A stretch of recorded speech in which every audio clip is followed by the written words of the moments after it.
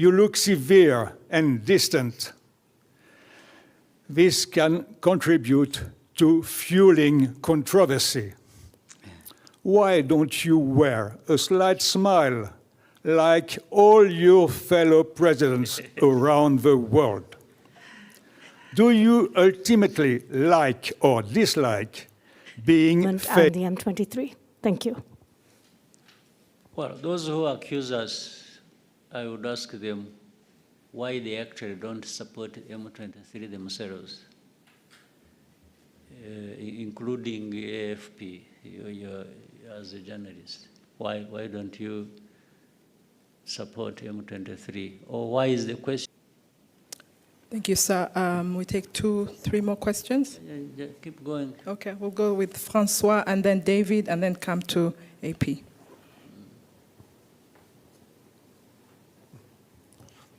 Good morning, Excellency.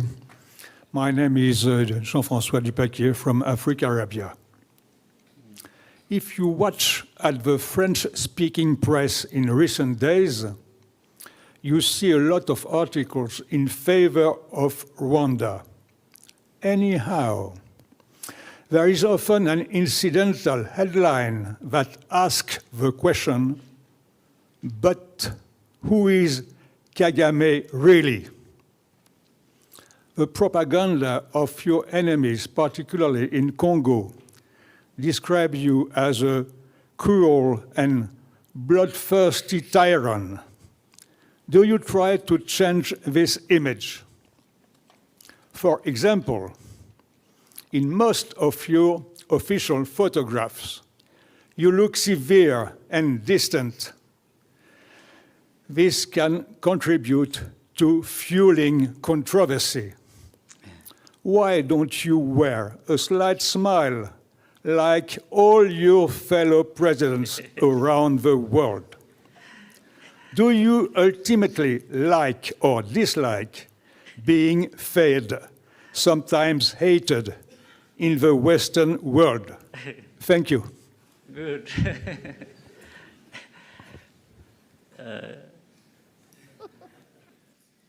I think you have summarized well the questions that have been there but not asked directly. For the smile, I think I have to borrow either some talent or actually directly the smile from some people. But the fact that it is, the smile is lacking on me is not my making. Maybe it happens accidentally. But very interesting way of putting your question. I try to answer it this way.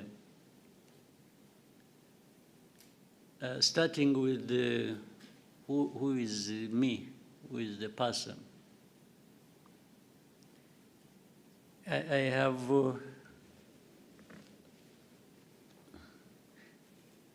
me is the person you see. I'm not hiding anything. What you see in me is what I am. If you are just going by the looks or by whatever, or what I do more, I think is what may describe me than my physical looks. So I wanted to say what you see is what you get with me. In most cases, in words or in deeds, they relate. My deeds and my words tend to relate. My looks may be different from that, may be different from my deeds and how I think. But in any case, isn't the description of the looks also subjective? There are people who see me as through the looks as a terrible person. There might be others who say, after all, there's nothing bad looking like that. So it's subjective. But to the point you're making about tyrant or cruel, or you see, you can't be bad to that extent. Cruel or a tyrant or bloodthirsty or whatever, and hide it. It's difficult. Even if you try to hide it, there is a moment it betrays you. And that also, once it has come out or once it is not there, you register the feeling, the description, from people who have to deal with you. If I was, some of the things people have said about me or described me as, I mean, the judgment is out there, either for the people of this country or other people somewhere else. And it wouldn't just be confined to the press, because the press is full of individuals. But these individuals don't add up to a population that is as big as Rwanda's, even if Rwanda is very small. These are just individuals.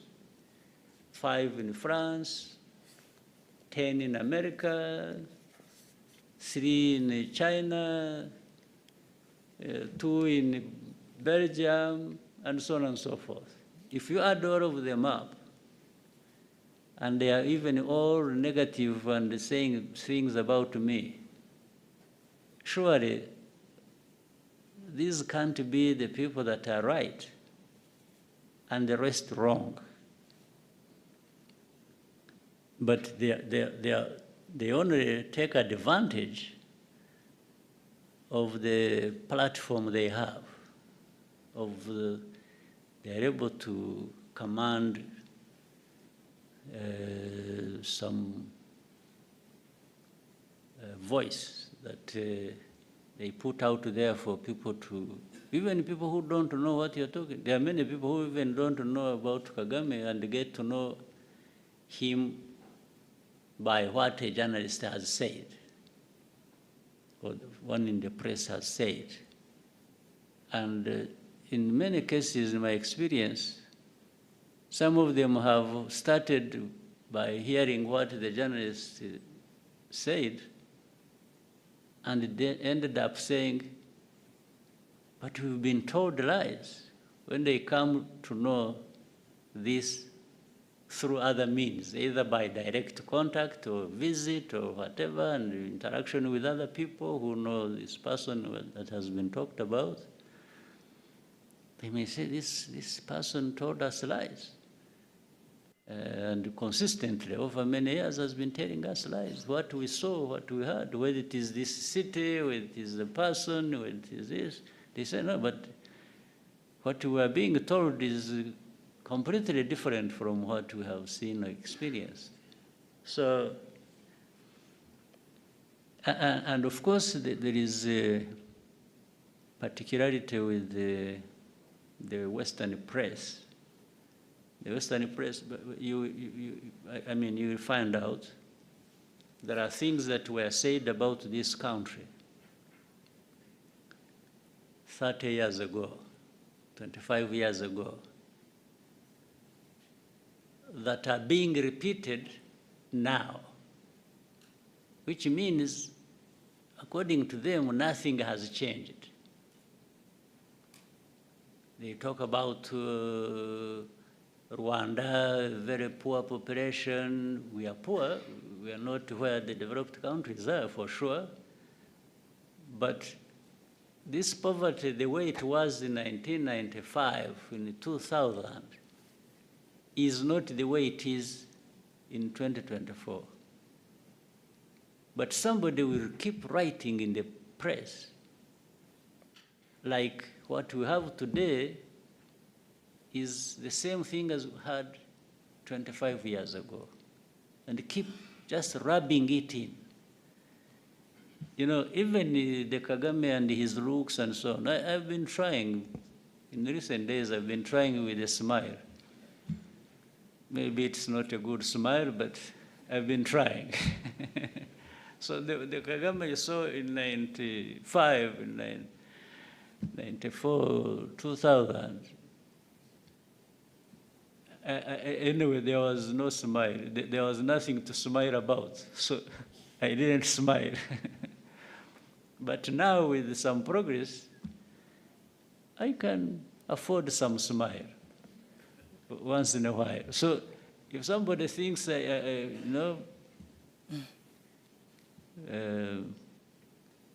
that, you know, I have even grown gray hair. Last time I had black, my hair was black, and now it is gray. It is actually disappearing.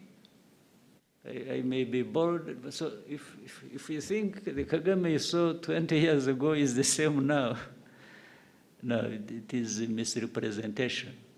But even then, that time, I looked different, and the press may not have liked the way I look,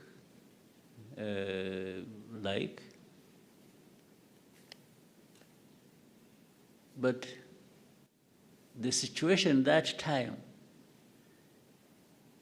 maybe looked like that itself. So I can't be in a heap of dirt and then I'm smiling. I mean, that's a lie. I would be a liar. I would be pretending. I would actually be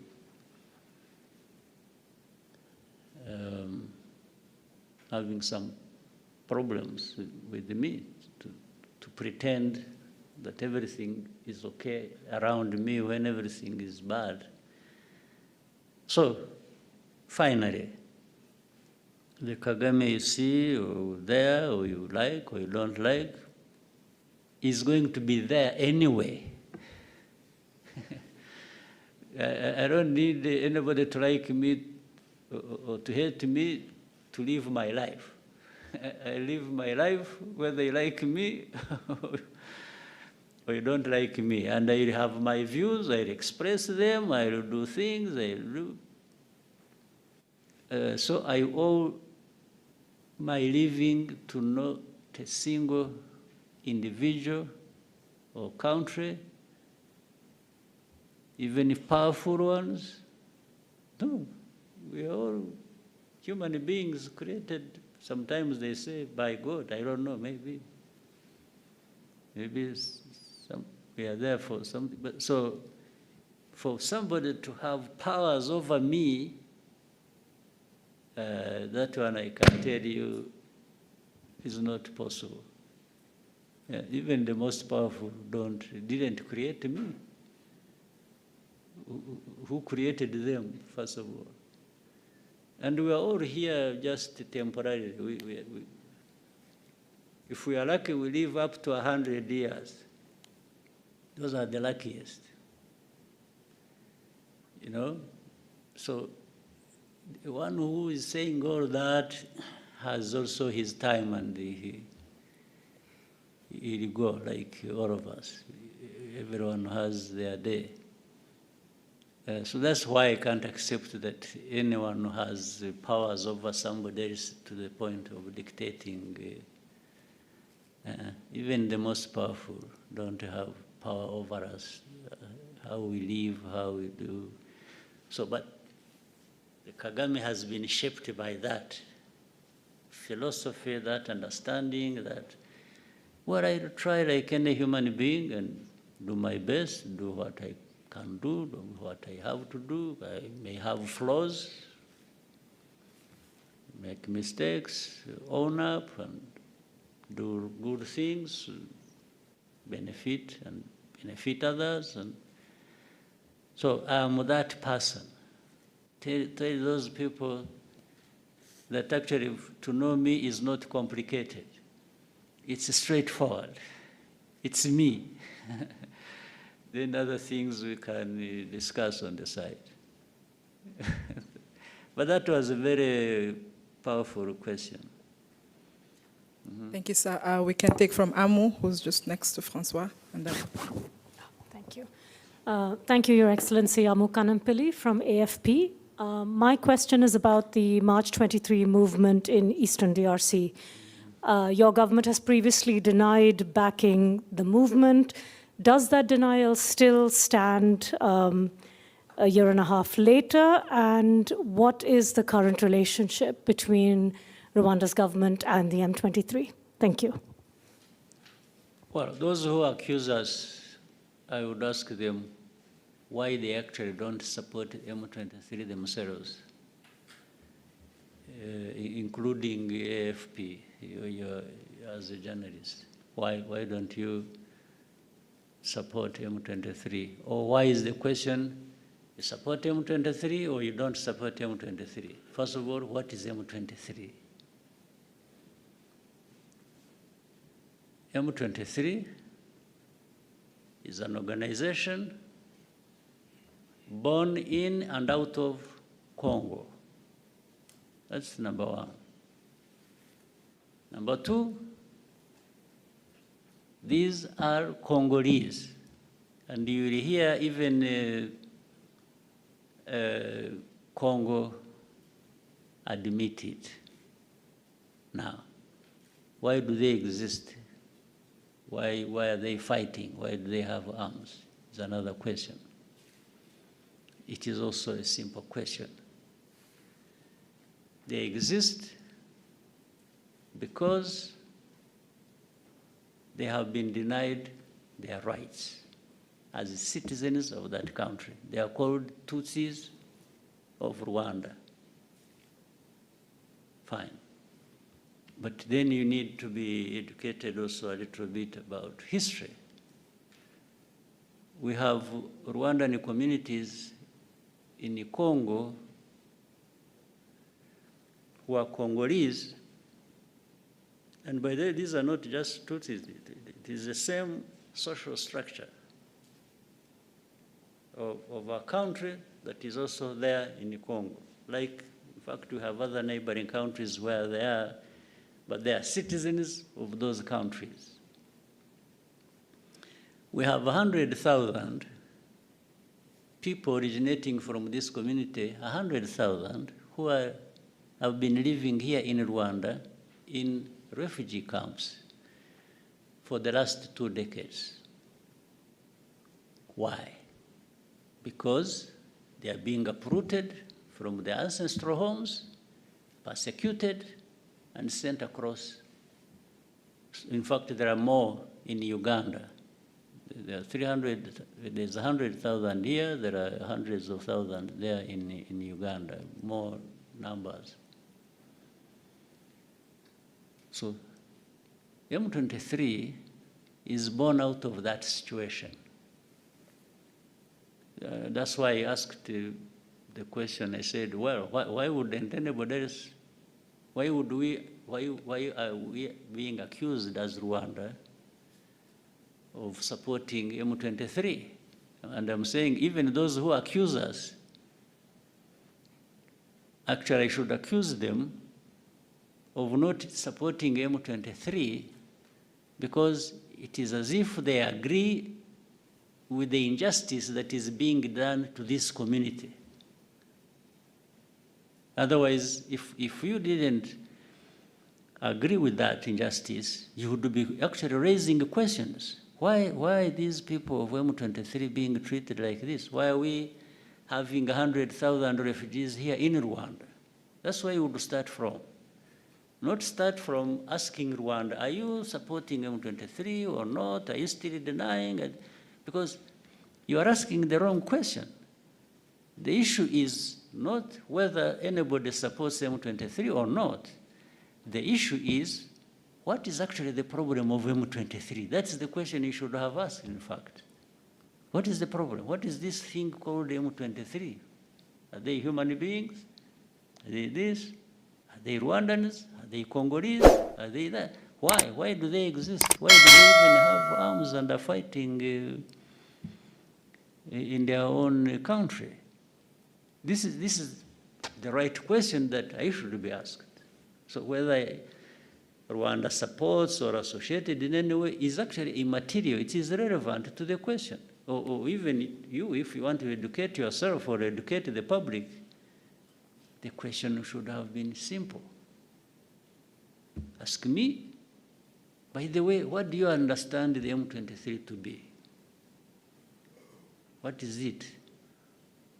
That's a fair question. That's the one I would wish to be associated with rather than whether I support or not support. So we may take the last question, David.